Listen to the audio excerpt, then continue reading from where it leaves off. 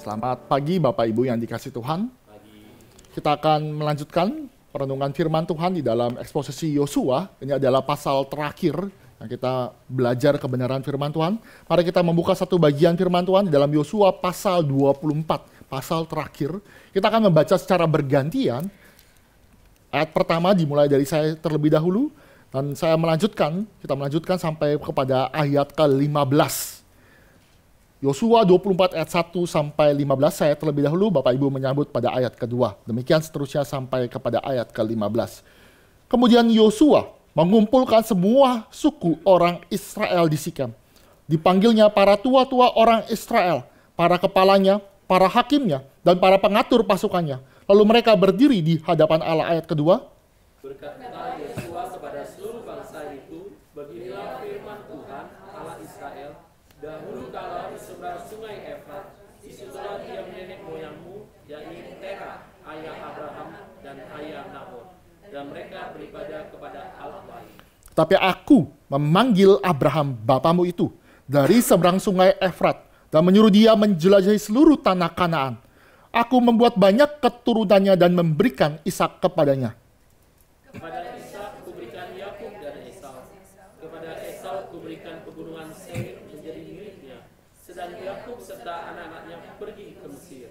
Lalu aku mengutus Musa serta Harun dan menulahi Mesir, seperti yang kulakukan di tengah-tengah mereka. Kemudian aku membawa kamu keluar. Setelah aku membawa nenek moyangmu keluar dari Mesir, dan kamu sampai ke laut, lalu orang Mesir mengejar nenek moyangmu dengan kereta, dan orang berkuda ke laut Teberau. Sebab itu berteriak-teriaklah mereka kepada Tuhan. Maka diadakannya gelap antara kamu dan orang Mesir itu, dan dikatakannya air laut atas mereka, sehingga mereka diliputi, dan matamu sendiri telah melihat apa yang kulakukan terhadap Mesir. Sudah itu lama kamu diam di padang gurun. Aku membawa kamu ke negeri orang Amori yang diam di seberang sungai Yordan, dan ketika mereka berperang melawan kamu, mereka kuserahkan ke dalam tanganmu, sehingga kamu menduduki negerinya, sedang mereka kupunahkan dari depan kamu.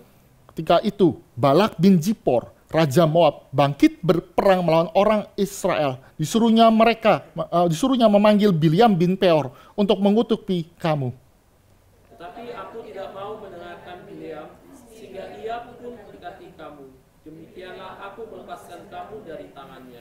Setelah kamu menyeberangi sungai Yordan dan sampai ke Yeriko, berperanglah melawan kamu ke warga-warga Orta Yeriko, orang Amori, orang Feris, orang Kanaan, orang Het, orang Girgasi, orang Hewi, dan orang Yebus. Tetapi mereka itu kuserahkan ke dalam tanganmu. Kemudian aku melepaskan tabungan pendahului kamu, dan binatang-binatang ini menghalau mereka dari depanmu, seperti kedua raja orang Amori itu. Sesungguhnya bukan oleh pedangmu, dan bukan pula oleh panahmu. Demikianlah ku berikan kepadamu negeri yang kamu peroleh tanpa bersusah susah, dan kota-kota yang tidak kamu dirikan. Tapi kamulah yang diam di dalamnya. Juga kebun-kebun anggur dan kebun-kebun zaitun yang tidak kamu tanami. Kamulah yang makan hasilnya. Oleh sebab itu, takutlah akan Tuhan, dan beribadahlah kepadanya dengan tulus, ikhlas, dan setia. Jauhkanlah Allah yang kepada nenek moyangmu telah beribadah di seberang sungai Efrat dan di Mesir, dan beribadahlah kepada Tuhan. Tetapi jika kamu anggap tidak baik untuk beribadah kepada Tuhan, pilihlah pada hari ini kepada siapa kamu akan beribadah. Allah yang kepadanya nenek moyangmu beribadah di seberang sungai Efrat, atau Allah orang Amori yang negerinya kamu diami ini. Tapi aku dan seisi rumahku, kami akan beribadah kepada Tuhan. Demikian pembacaan firman Tuhan. Mari kita tundukkan kepala, mari kita berdoa. Allah Bapa kami yang bertata dalam kerajaan surga, kami menyerahkan waktu pemberitaan kebenaran firman Tuhan dalam pimpinan-Mu. Kiranya Tuhan berbelas kasihan kepada kami, dan kiranya Tuhan pimpin kami untuk melihat bagaimana pekerjaan Tuhan yang luar biasa, yang menyelamatkan kami semua, gereja Tuhan yang Tuhan berikan kepada kami, sehingga kami boleh bertumbuh, dan kami mengucap syukur atas kasih setia yang Tuhan berikan kepada kami. Karena Engkau mengutus anakmu mati di atas kayu salib. Sehingga pada hari ini kami boleh diundang di dalam ibadah ini. Berkati hamba-Mu yang terbatas ini untuk menyatakan cinta kasih Tuhan yang luar biasa. Dan kami juga berdoa ya Bapak, kiranya Tuhan berbelas kasihan juga kepada kami yang mendengarkan. Dan pimpin kami untuk juga melakukan segala kebenaran firman Tuhan. Di dalam nama Tuhan Yesus, Juru Selamat kami yang hidup, kami sudah berdoa. Amin. Bapak Ibu yang dikasih Tuhan, di dalam namanya lari estafet. Estafet, Bapak Ibu tahu ya estafet. Saya pernah lari estafet waktu SMA. Saya tinggi, jadi lari cepat. Tapi masalah estafet bukan masalah cepatnya. Beda dengan sprint. Beda juga dengan maraton. Estafet bukan berbicara tentang bagaimana berlari supaya cepat, tetapi bagaimana tongkat estafet tersebut bisa dengan pas diberikan kepada orang selanjutnya. Mengapa demikian? Kalau terlalu cepat, orang yang di depan saya bisa terjatuh atau tidak mendapatkan tongkat estafet. Kalau terlalu lambat, kehilangan momentum sehingga kalah di dalam pertandingan. Maka yang namanya estafet bukan berbicara cepat, bukan juga berbicara bagaimana dulu-duluan di dalam yang namanya melewati satu orang demi satu orang, tidak. Tetapi bagaimana koordinasi, bagaimana tongkat itu bisa diberikan kepada teman selanjutnya, kepada rekannya dengan baik. Dengan momentum yang sangat baik. Dan biasanya kalau yang di estafet, yang diberikan tongkat juga diberikan waktu untuk berlari sejajar. Sehingga ketika estafet tongkat itu diberikan, dia siap dan saat yang sama dia sudah siap berlari. Ada momentum yang diberikan. Maka ini menjadi juga pengantar kita juga di dalam belajar kebenaran firman Tuhan pada pagi hari ini. Yosua adalah pemimpin Tuhan yang Tuhan izinkan terjadi di dalam bangsa Israel. Yosua itu akan memberikan tongkat estafet kepada generasi selanjutnya. Maka apa yang dilakukan oleh Yosua? Bukan memberikan tongkat estafet dengan cepat-cepat. Sudah, saya sudah jadi pemimpin, saya sudah menyeberang sungai Yordan. Tidak. Atau bukan berlambat-lambat sampai dia tua, akhirnya dia melupakan segala sesuatu dan meninggalkan segala sesuatu tanpa memberikan yang namanya tongkat estafet. Bukan.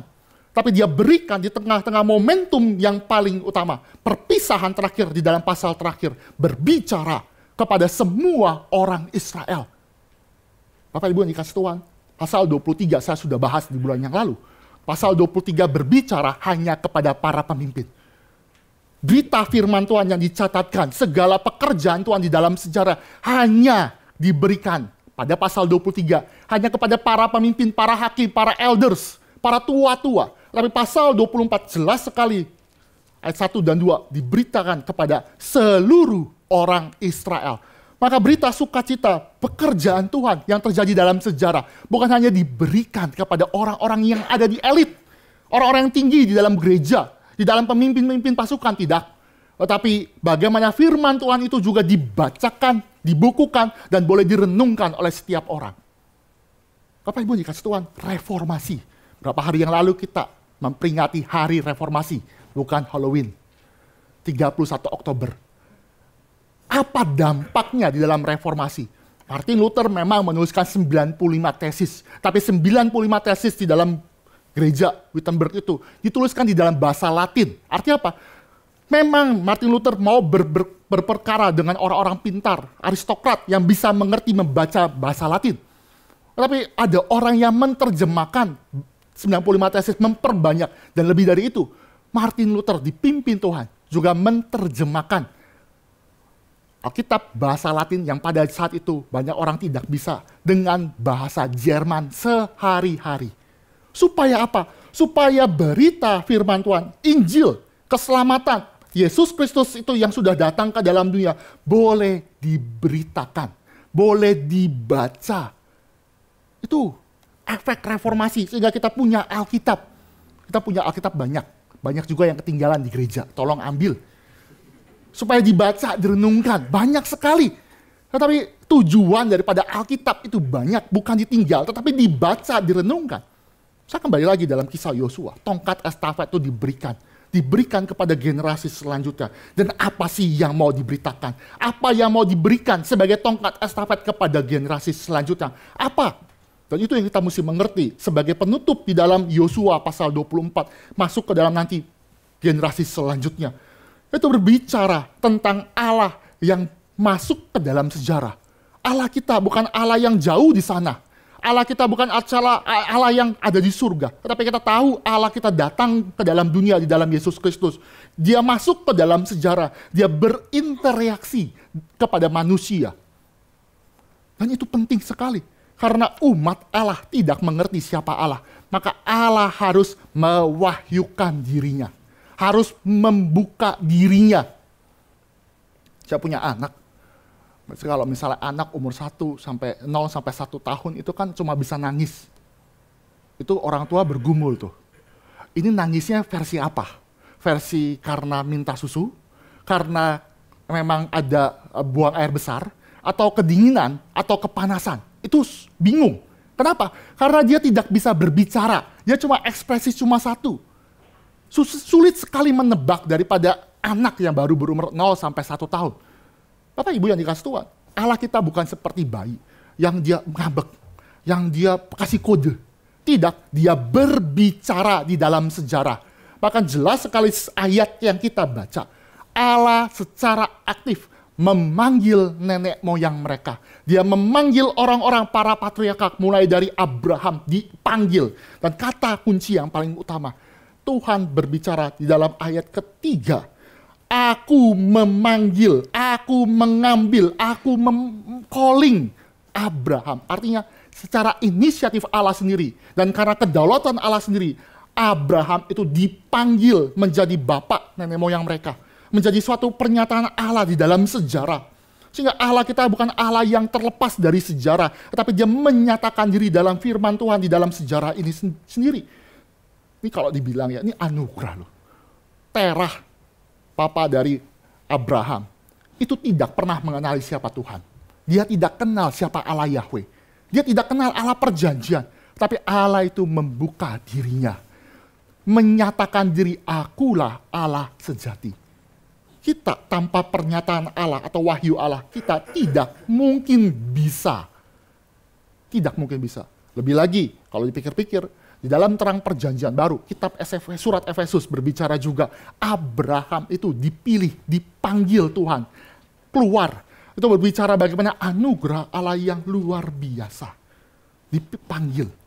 Dan kalau dibaca dalam surat Efesus, Tuhan memanggil atau Tuhan memilih Abraham sejak sebelum dunia dijadikan. Sebelum dunia dijadikan. Biasanya kalau rapat-rapat ya, rapat-rapat. Itu kan nentuin ketua itu susah. Tentuin PIC itu sulit. Iyalah, di gereja ini termasuk, beberapa gereja juga termasuk, itu pasti. Dan kita mengerti lah hal itu, karena beban tanggung jawab. Ada ketidaklayakan. Tapi biasanya suka terjadi ya. Ini juga suka bercanda juga kadang-kadang. Kita lagi pising, siapa nih ketua ini, ketua ini, ketua ini. Tiba-tiba ada yang buka pintu. Nah ini aja nih, kebetulan dia masuk. Pas Tuhan sudah memimpin. Sebenarnya bukan Tuhan memimpin, karena kebetulan lu masuk. Karena kebetulan kamu lagi datang ambil barang, kebetulan kamu ketok pintu, kebetulan saya lihat kamu jadi datang. Saya rasa Tuhan memanggil Abraham bukan kebetulan. Tuhan memanggil kita satu persatu duduk di tempat ini. Bukan, kebetulan ada kamu di pinggir jalan. Kebetulan kamu lewat. Tidak, kalau itu kita kasihan. Tuhan memilih kita sejak dahulu. Sebelum dunia dijadikan. Dia mengenal kita, dan contohnya di dalam Yosua. Yosua dipakai Tuhan untuk memberitakan di dalam sejarah. Dulu aku memanggil Abraham, nenek moyangmu, keluar. Untuk aku nyatakan, akulah Allah sejati. Itulah konsep. Di dalam keselamatan umat Allah, tidak ada yang kebetulan. Semua di dalam rencana Allah yang sejati, rencana kekal Allah. Allah tidak pernah meninggalkan keluarga ini. Dia memanggil Abraham. Dia memanggil juga anak-anak Abraham. Dia memanggil bagaimana janji Allah kepada Abraham diteruskan kepada Ishak, kepada Yakub, kepada 12 suku. Dan dilanjutkan kepada daerah Mesir. Allah kita adalah Allah yang luar biasa. Allah kita yang kekal. Mengapa? Mengapa saya katakan demikian? Biasanya generasi demi generasi berganti. Allah kita adalah Allah yang kekal. Dia tidak terikat oleh waktu. Maka dia bisa dan bisa menyertai janji-janjinya. Juga bisa menyertai Bapak Abraham. juga Ishak, juga Yakub, 12 suku sampai kepada masuk ke dalam tanah perjanjian. Kalau kita lihat ya, orang tua kita suatu saat akan melemah.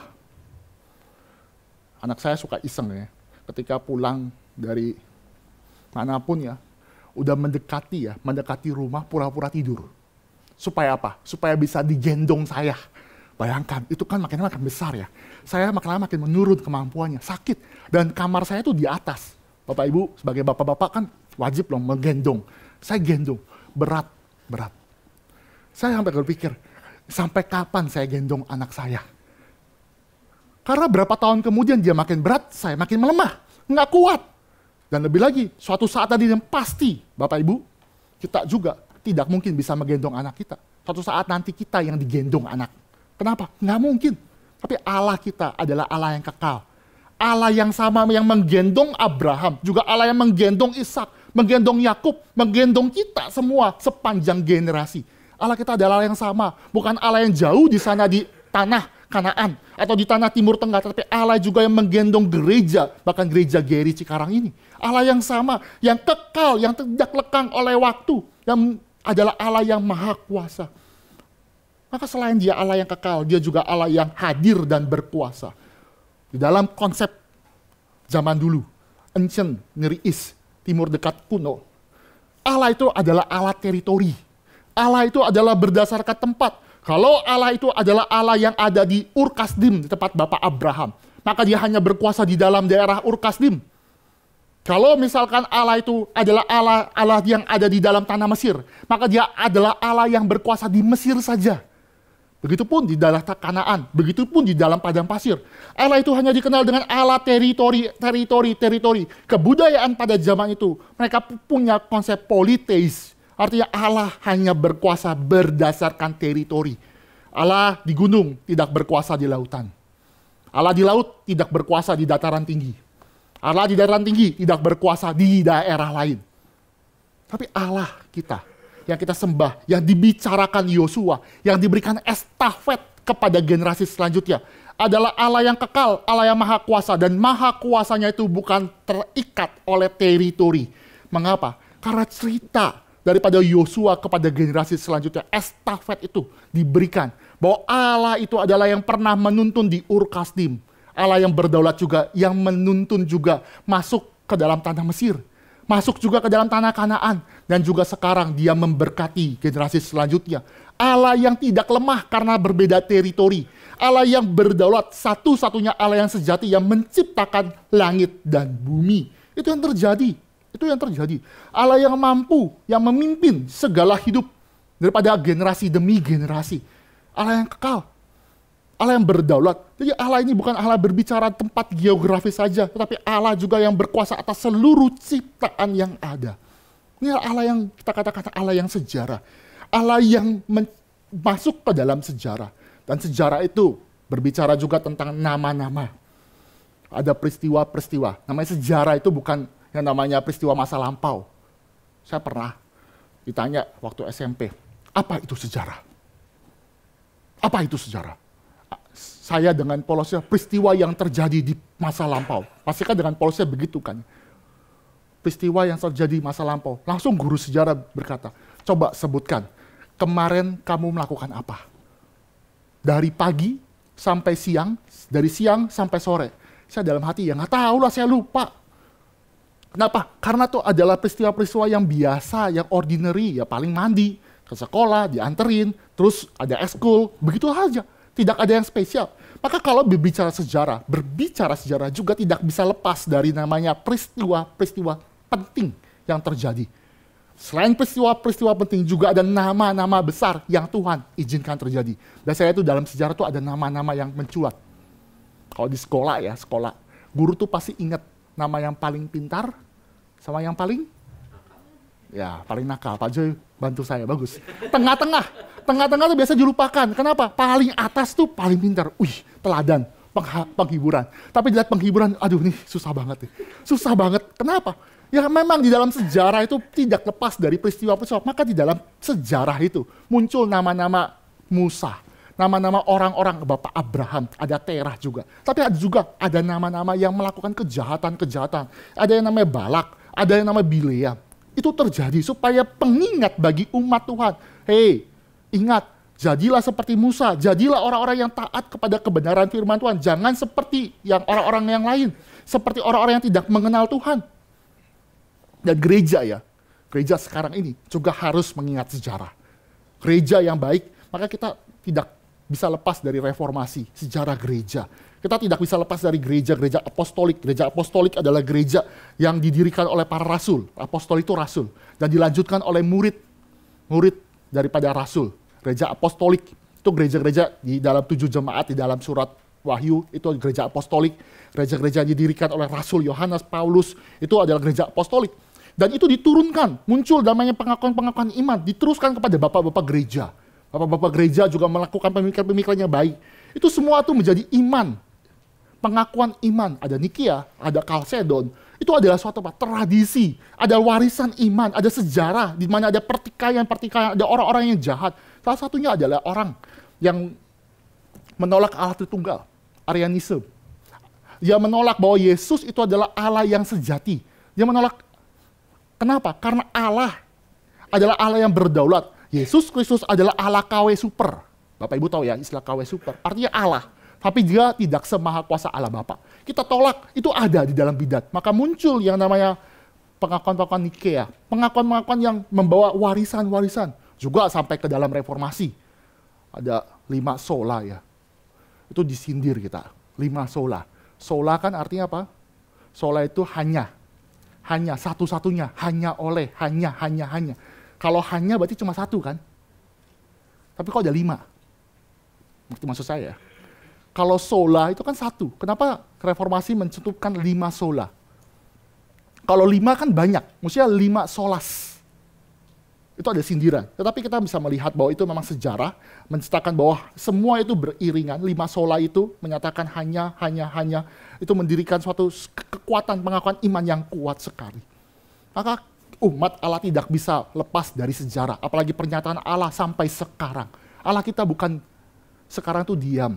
Allah itu sekarang kamu udah punya Alkitab. Tuhan masih terus menyatakan cinta kasih-Nya melalui pertolongan Allah Roh Kudus. Sehingga mengingatkan umat-umat Tuhan kembali kepada Dia sendiri. Jangan heran kalau misalnya setiap kali ulang tahun gereja itu panjang. Teman-teman, Bapak Ibu, kalau ulang tahun HUT Geri itu memang ada yang bilang, wih panjang kok, panjang. Iya memang panjang. Dan biasanya Pak Tong suka berbicara sejarah gereja. Sejarah gereja GRI. Mengapa? Supaya kita ingat masa lalu. Kita ingat bagaimana Tuhan beranugerah bagi gerakan Reform Injil ini. Beranugerah bagaimana ada pemberitaan yang sejati. Pemberitaan firman Tuhan yang masih meninggikan nama Kristus di tengah-tengah gereja yang mungkin lalai. Itu adalah anugerah. Maka itu terjadi.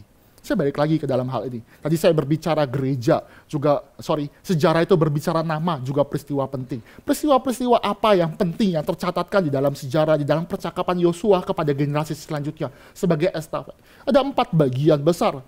Kalau saya lihat, yaitu berbicara yang pertama secara geografis. Peristiwa besar adalah peristiwa terjadi Ur Kasdim.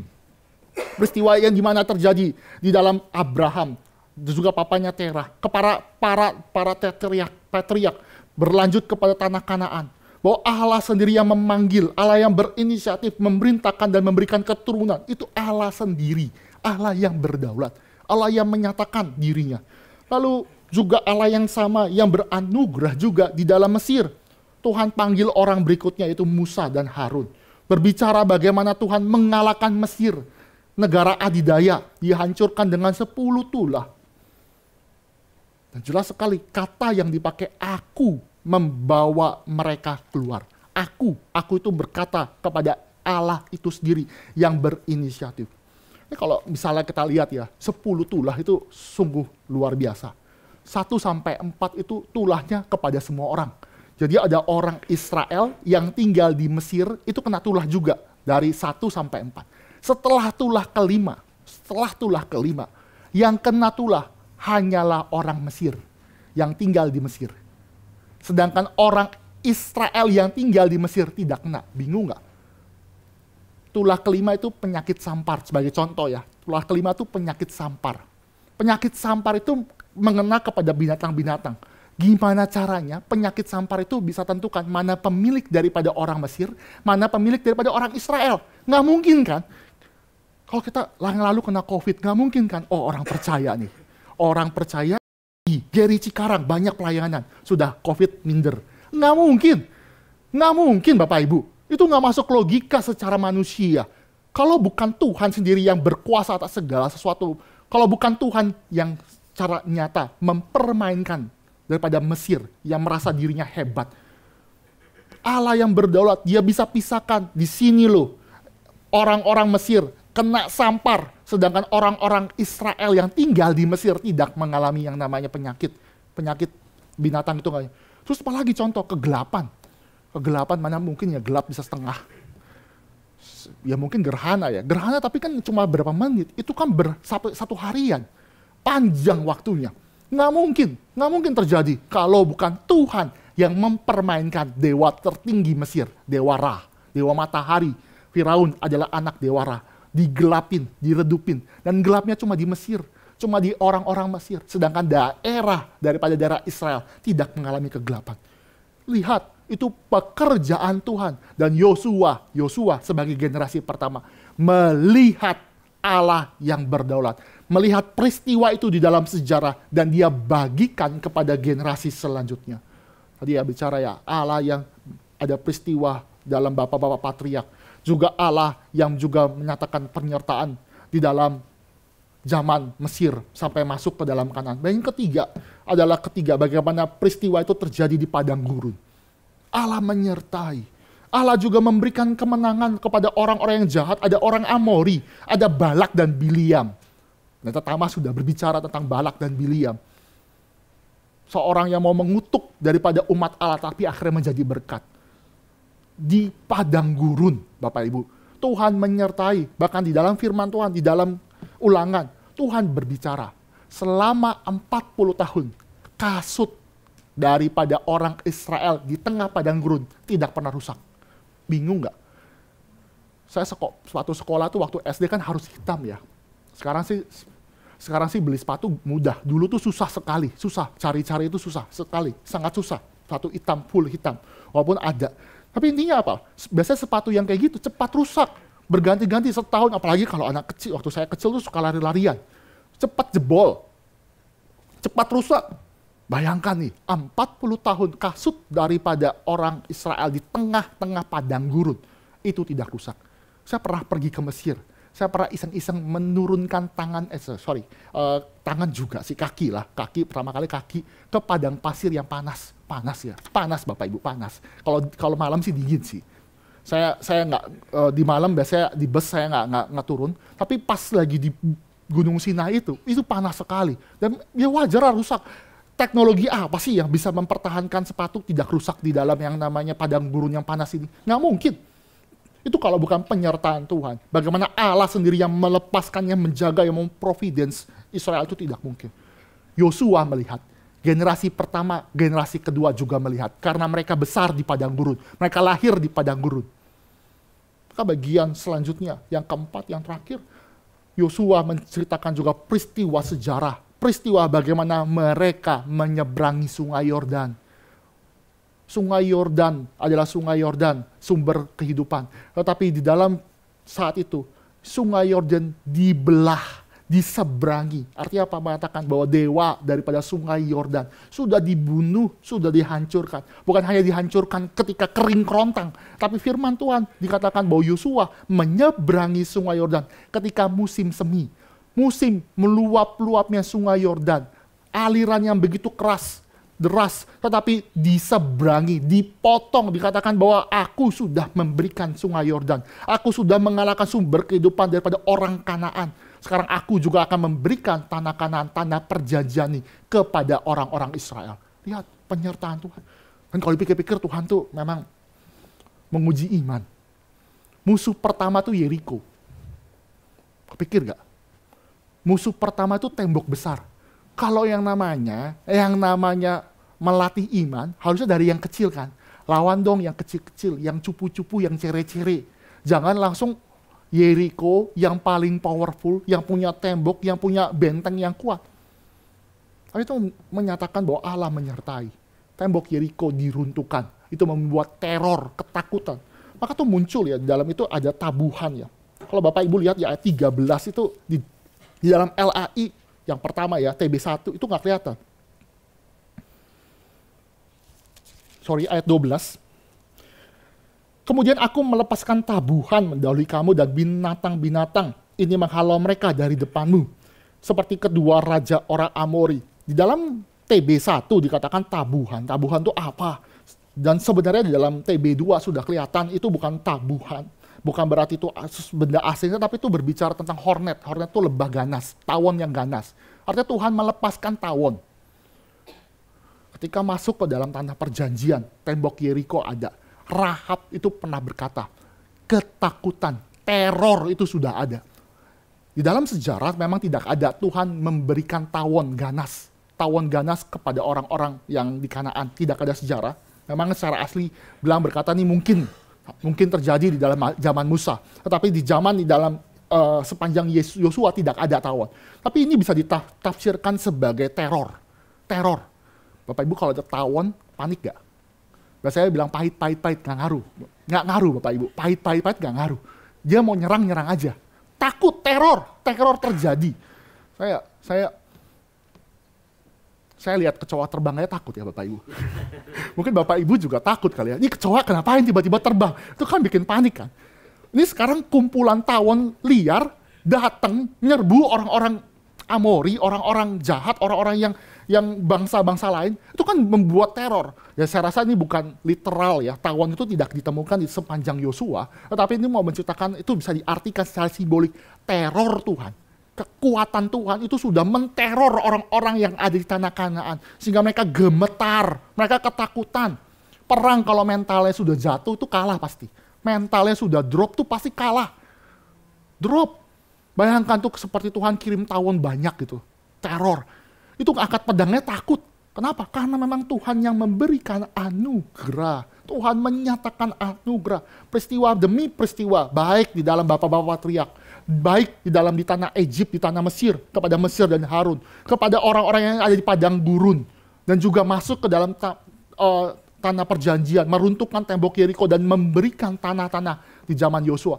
Itu semua adalah Allah yang sama. Allah yang masuk dalam sejarah dan berbicara, mereveal dirinya.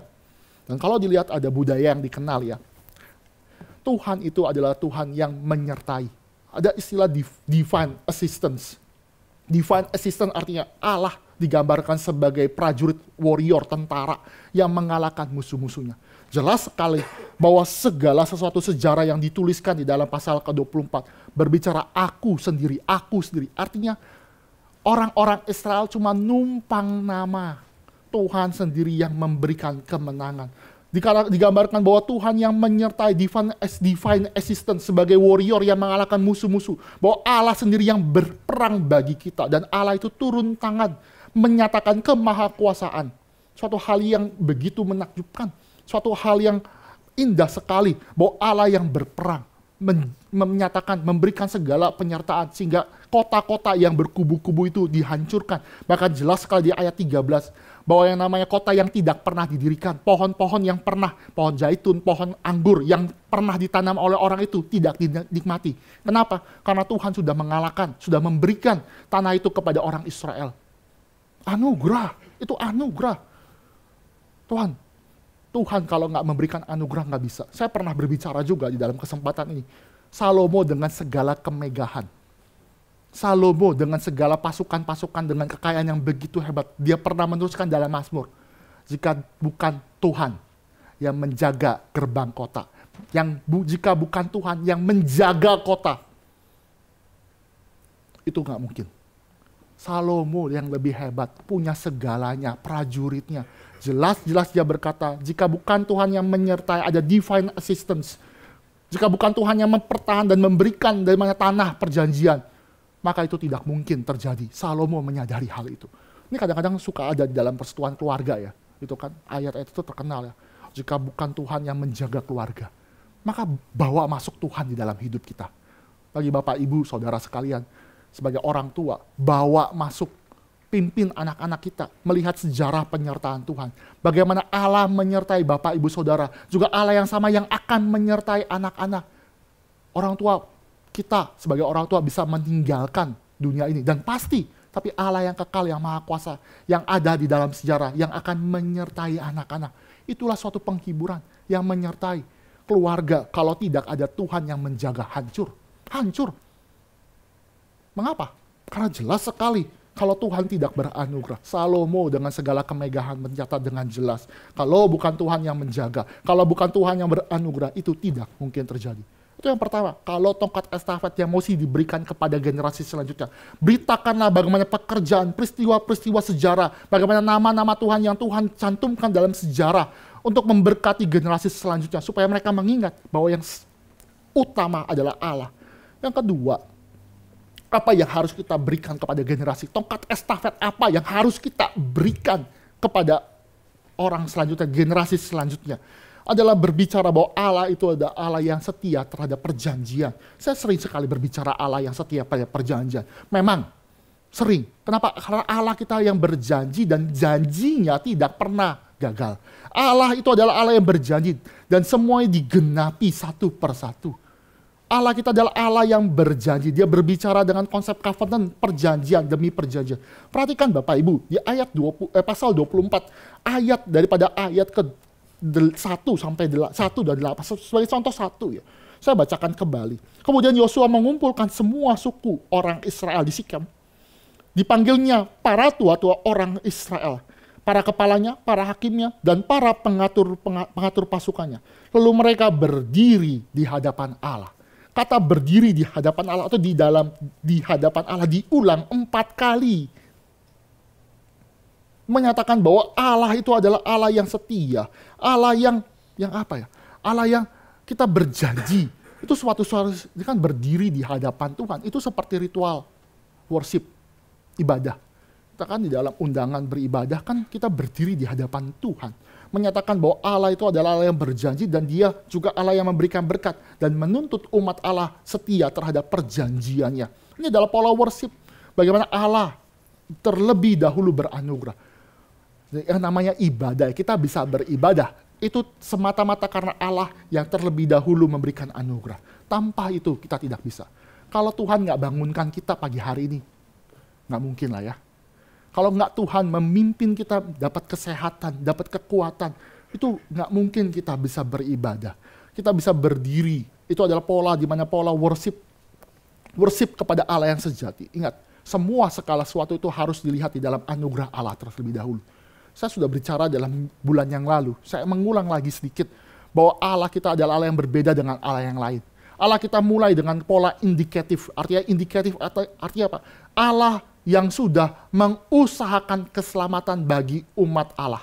Allah yang berinisiatif, indikatif adalah apa yang sudah dilakukan Allah kepada orang berdosa. Indikatif.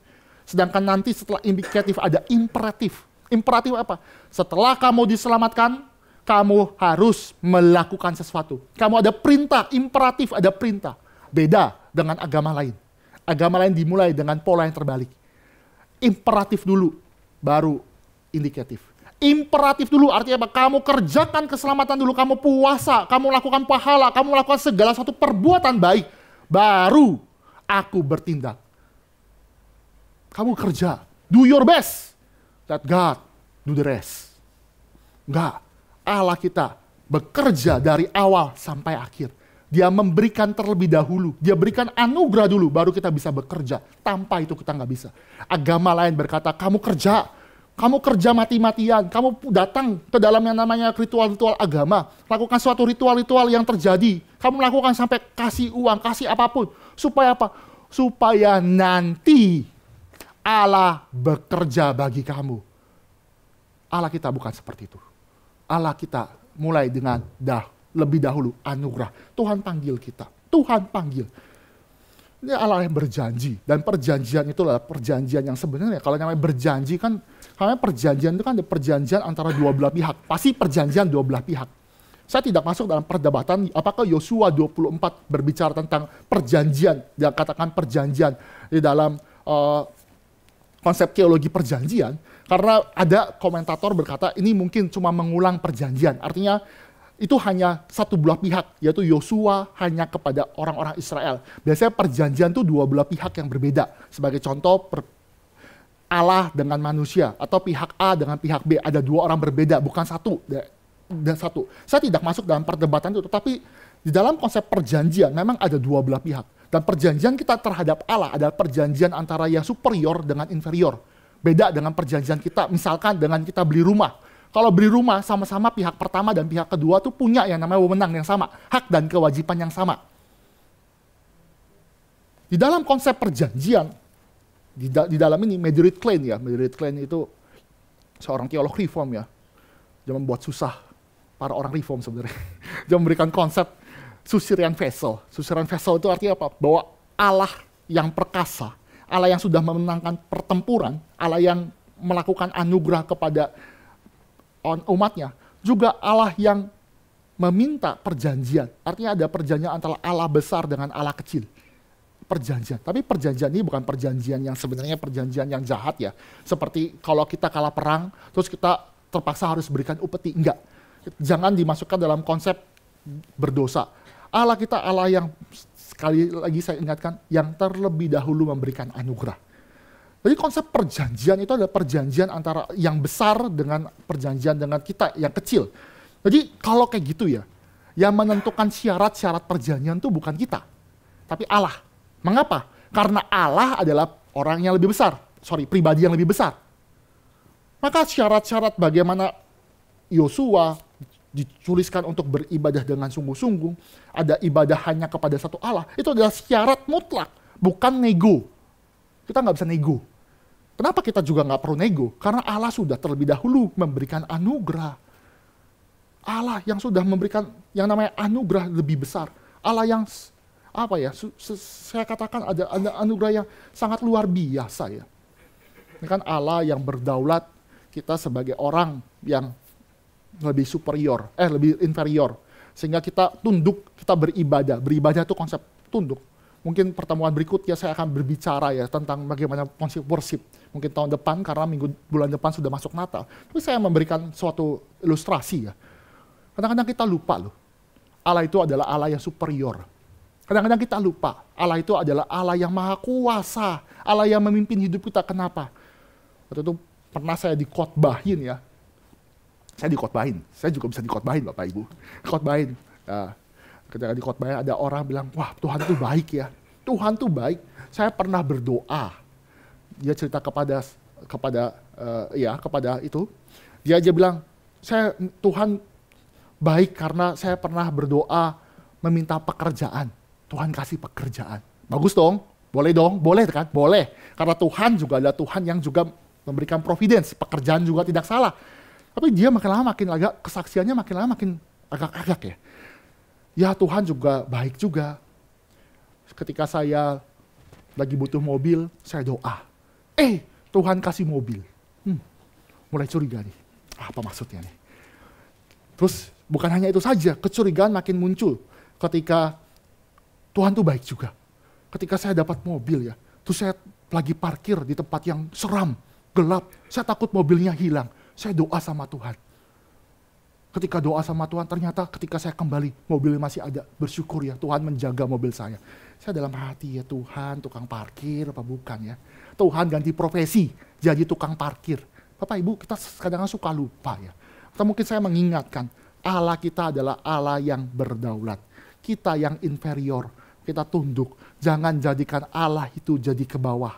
Seolah-olah kita yang menjadi Tuhan daripada Allah kita. Seolah Yesus Kristus itu adalah Yesus Kristus yang menjadi tanda kutip babu kita. Saya mau ini, tolong ya Tuhan. Saya mau itu, tolong Tuhan. Ingat saya sudah kerja, saya sudah lakukan ini, tolong Tuhan. Kita harus ingat, Allah kita adalah Allah yang berjanji. Saya secara cepat menjelaskan konsep perjanjian ya. Dalam perjanjian itu biasa dimulai dengan preamble. Preamble itu adalah pembukaan atau suatu setting lah. Settingnya adalah memperkenalkan diri. Di dalam ayat 1 dan 2 itu sebenarnya Tuhan sudah memperkenalkan diri bahwa Allah itu adalah Allah yang menyatakan diri kepada nenek moyang. Dan juga ada historical blessing, historical konteks lah ibaratnya. Itu dari ayat 2-3, dari mulai 3-13 itu berbicara pekerjaan yang sudah terjadi. Jadi kalau perjanjian itu seperti itu. Kalau Bapak Ibu contoh ya, perjanjian antara dua belah pihak bilateral, atau perjanjian antara beli rumah ya kan, pihak pertama, pihak kedua kan dijelaskan kan siapa pihak pertama, pihak kedua. Ada namanya preamble, pembukaan dulu, ada settingnya untuk konteks apa, ada perjanjian. Terus juga ada konteks sejarahnya itu apa. Tapi di dalam selanjutnya juga ada syarat-syarat. Yang namanya perjanjian ada syarat-syarat, ada stipulation. Namanya stipulation. Perjanjian-perjanjian. Kalau kamu ikutin itu apa? Itu ada di ayat 14 dan 15. Saya bacakan bagi kita semua ayat 14 dan 15 percataan.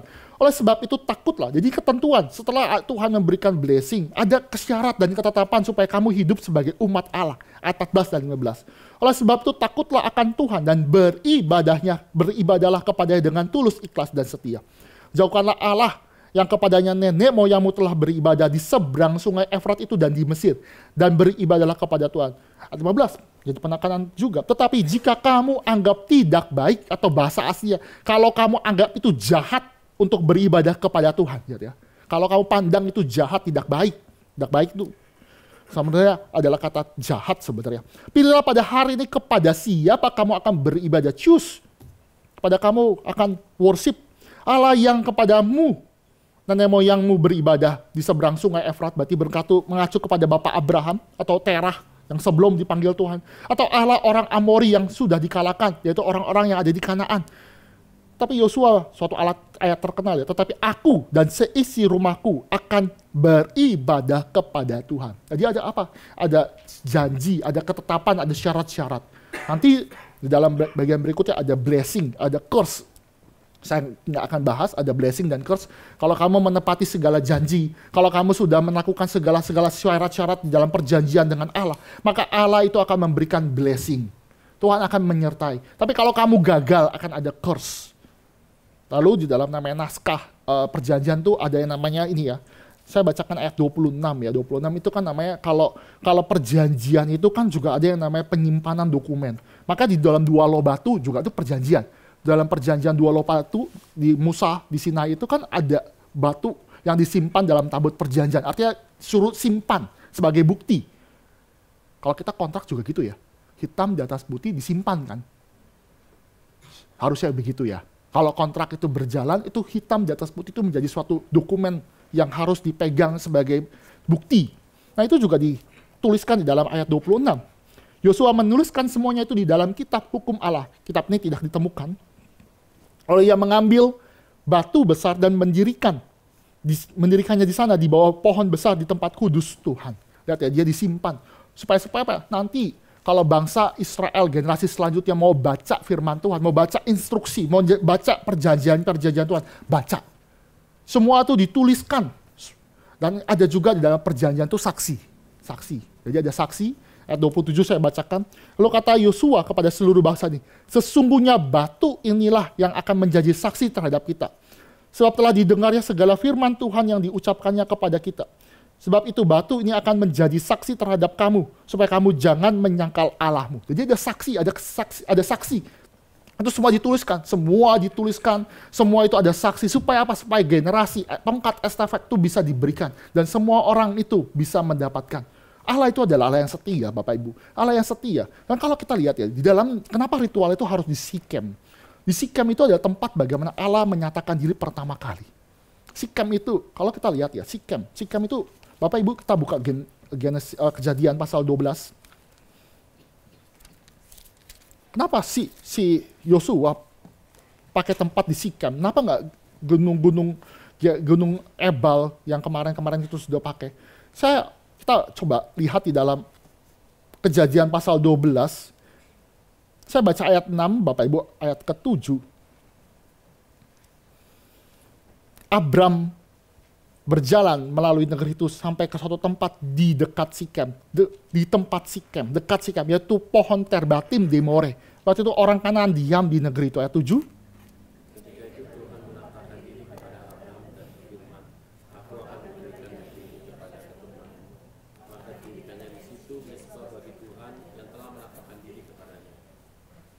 Lihat ya, kenapa Yosua pilih tempat Sikem itu karena dulu Allah pertama kali menyatakan diri kepada nenek moyangnya, yaitu kepada Bapak Abraham di Sikem. Supaya mengingatkan, Allah itu adalah yang berjanji dan setia terhadap janjinya. Bapak Abraham itu pernah mendapatkan janji, ini tanah yang akan kuberikan. Dan saat ini Tuhan sudah berikan di dalam generasi Yosua. Dan itu akan diwariskan kepada generasi selanjutnya. Bahwa Allah itu adalah setia, Allah yang setia. Tapi satu sisi, di dalam Sikem itu juga ada signifikansi berikutnya. Di Sikem itu juga tempat di mana perintah bagi Yakub, kepada Yakub, untuk membuang segala berhala. Kita lihat lagi Kejadian pasal 35.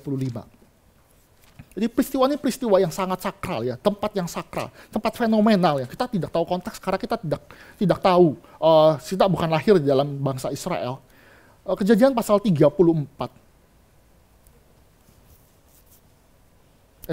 Kejadian pasal 35. Kejadian pasal 35. Saya baca ayat 3, Bapak Ibu baca ayat 4 ya. Atau saya baca ayat 4, Bapak Ibu ayat 5 ya.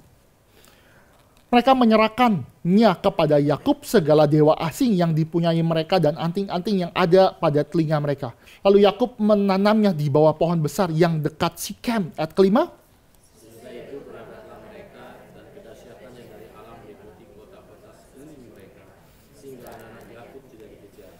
Pada bagian ini Yakub pada pasal ke-25 sudah pulang dari paman Laban. Sudah pulang dari segala perantauannya. Dia pernah ke Betel 1 kali. Dia dapat mimpi di Betel, dia lihat ada tangga naik turun. Dan itu dia berjanji, Tuhan, kalau saya kembali lagi di tempat ini di Betel, maka saya percaya bahwa Tuhan itu menyertai saya di kampung halaman saya. Jelas, pasal 35 jelas sekali. Yakub balik lagi di tempat ini. Dan ingat, dia pernah berjanji, kalau saya balik lagi ke tempat ini dengan kondisi baik, bukan hanya baik, dia dapat istri, dia dapat segala harta yang sangat indah. Maka dia mendedikasikan dirinya menyembah hanya kepada Allah Yahweh. Dan buktinya, saksinya adalah di Sikem, di pohon Terbatim. Maka itu kalau dilihat di dalam konteks Yosua, ya, Allah berjanji dan dia menggenapi segala janjinya. Tempat Sikem itu adalah tempat bagaimana orang-orang Israel itu, kalau dipikir ada tempat yang serius. Bapak Abraham pernah ada di situ. Bapak Yakub pernah ada di situ. Di situ tempat di mana Allah yang berjanji. Dan Allah juga yang berjanji yang menuntut umat Israel itu melepaskan segala berhala. Dan disinilah di Sikem itu, janji itu ditekankan kembali. Tekan kembali. Tempatnya adalah tempat bersejarah.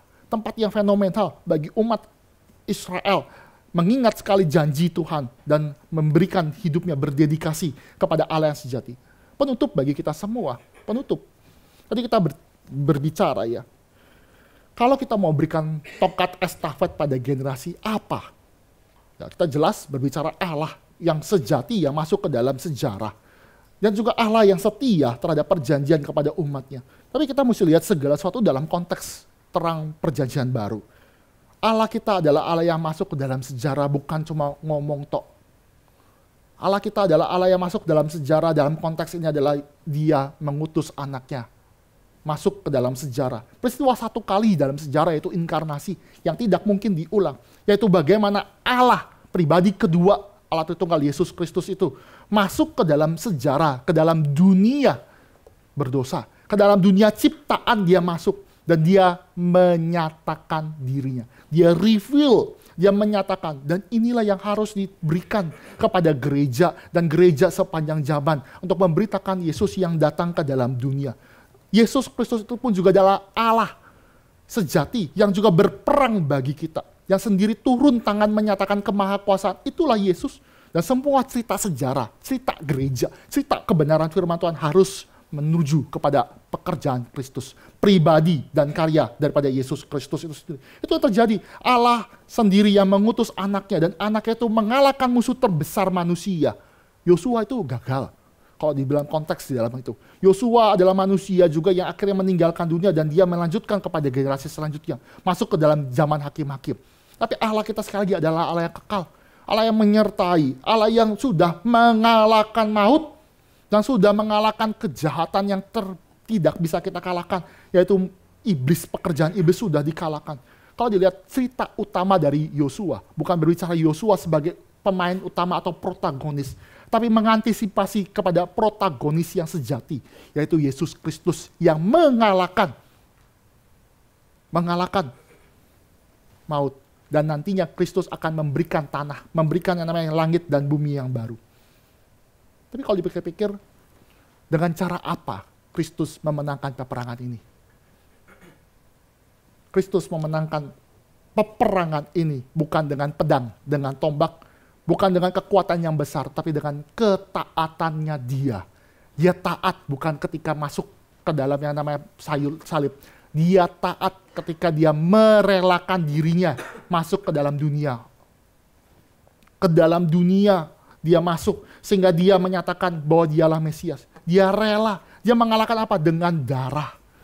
Sama seperti Yosua. Yosua mengalahkan musuh-musuhnya bukan dengan pedang, dengan panahnya dia. Tidak. Dia mengalahkan karena Tuhan yang beranugerah. Karena Tuhan sendiri yang berperang. Dan kita tahu mengantisipasi Kristus yang sudah datang. Dia adalah Allah sejati. Allah yang taat. Yang rela mati di atas kayu salib. Dia mati di atas kayu salib. Dia mengalahkan maut itu sendiri.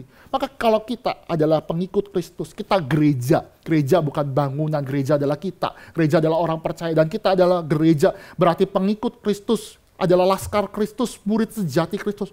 Maka untuk bisa memenangkan peperangan yang sudah dimenangkan oleh Kristus, satu-satu cara adalah taat. Taat. Kristus juga memenangkan peperangan dengan cara taat kepada kehendak Bapa. Dia melakukan segala sesuatu. Maka pengikut Kristus pun juga harus beribadah. Taat kepada Tuhan. Siap melakukan segala pekerjaan kalau Tuhan berkehendak. Maka kita melakukan itu. Akan sulit kalau kita ikut Yesus atau ikut menjadi murid Kristus tapi tidak mau memberikan diri. Tidak mau menderita. Tidak mau. Ada istilah ya. Saya tuh berani mati loh bagi Yesus. Iya benar-benar berani mati bagi Yesus. Tapi Tuhan minta kita juga berani hidup bagi Yesus. Lagu hidup bagi Yesus, hidup yang benar. Artinya apa? Saya berbicara, banyak orang juga mau mati. Karena setelah mati sukacita ya, sudah selesai ketemu Yesus. Tapi Tuhan panggil kita, kalau memang Tuhan tidak menganugerahkan kita menjadi mati martir, dan Tuhan minta kita hidup sampai selesai, maka beranilah hidup bagi kemuliaan nama Tuhan. Saya baru-baru ini lihat di Instagram teman saya ya, di Facebook ke Instagram, teman saya, teman kantor, ya, dia itu memang badannya cukup besar ya. Ya, namanya kantoran, ya mungkin pola hidupnya juga kurang baik. Akhirnya apa yang terjadi? Dia sudah berumur hampir 40, dia kena migrain, pilek, kondisi fisiknya menurun. Tapi dia menuliskan di dalam Instagramnya atau Facebook, dia bilang dia berubah hidupnya. Kenapa? Ketika dia sakit, dia ingat anaknya dia. Anaknya dia baru kecil, masih kecil. Kok saya sudah sakit-sakitan? Gimana nanti kalau saya sudah besar, anak saya besar, nanti anak saya bukannya hidup bersama-sama dengan saya, tapi anak saya malah mendampingi saya karena saya kesakitan. Karena saya mesti mengalami yang namanya rumah sakit, ada rawat jalan atau apa. Maka apa yang dilakukan? Dia mengubah cara hidup dia. Dia tuliskan, banyak orang berani mati bagi anak, relakan kerja capek-capek. Tapi saya berbeda, saya berani hidup bagi anak. Karena saya mau lihat momen-momen bersama dengan anak dengan baik. Saya mau dia di wisuda dan saya hadir dengan kondisi yang baik. Salah satu baik, itu anugerah, itu baik. Tapi saya mau menantang juga Bapak Ibu. Kalau ada orang yang tidak mengenal Kristus berkata demikian, berani hidup bagi anak yang dikasihi. Beranikah kita hidup bagi Allah yang sudah mengasihi kita? Allah yang sudah mengasihi kita. Anak itu belum mengasihi bapaknya. Maka tantangan bagi kita, sudahkah kita mau memberikan hidup kita sebagai persembahan hidup yang berkenan kepada Allah sehingga kita hidup bagi kemuliaan nama Tuhan. Bukan hanya berkata, aku mendingan mati saja, rela-rela, enggak. Tapi hidup memuliakan nama Tuhan. Berani hidup bagi kerajaan surga. Sama seperti Kristus, dia pun juga taat, dia hidup bagi kemuliaan Allah Bapa. Itu sejarah. Dan Allah kita adalah Allah yang setia, Allah yang beranugerah dan memimpin hidup kita. Kiranya Tuhan memberkati kita, memimpin kita, dan kiranya perenungan firman Tuhan menguatkan kita. Mari kita tundukkan kepala, mari kita berdoa. Allah Bapa kami yang bertata dalam kerajaan surga, kami sudah mendengarkan kebenaran firman Tuhan. Kiranya firman Tuhan yang tinggal di dalam hati kami, kiranya Allah Roh Kudus yang ada di dalam masing-masing pribadi kami, boleh terus berbicara, menguatkan, memimpin kami. untuk menyatakan bahwa Allah kami bukan jauh di sana, tapi Allah yang masuk dalam sejarah yang kami kenal dalam Yesus Kristus. Dan Allah tersebut adalah Allah yang berjanji dan menggenapi segala janji-janjinya. Tuhan, inilah kami, umat-Mu. Karena kami hidup untuk memuliakan nama Tuhan. Hidup supaya berkenan sebagai ibadah kami yang sejati di hadapan Engkau. Tuhan, tolonglah kami, jauhkan daripada orang-orang yang mungkin membawa kami ke dalam kejahatan. Karena Tuhan, pimpin kami untuk ingat bagaimana anugerah Tuhan terlebih dahulu sampai kepada kami. Bagaimana kasih Tuhan boleh ada kepada kami, sehingga kami boleh mengasihi Engkau. Tuhan, beranugerahlah kepada kami, sama seperti Engkau juga beranugerah bagi umat Israel. Karena Tuhan beranugerah bagi gereja-Mu di Cikarang ini, sehingga kami makin melihat pekerjaan Tuhan yang luar biasa. Terima kasih ya Bapak. Di dalam nama Tuhan Yesus, Juru Selamat kami yang hidup, kami sudah berdoa. Amin.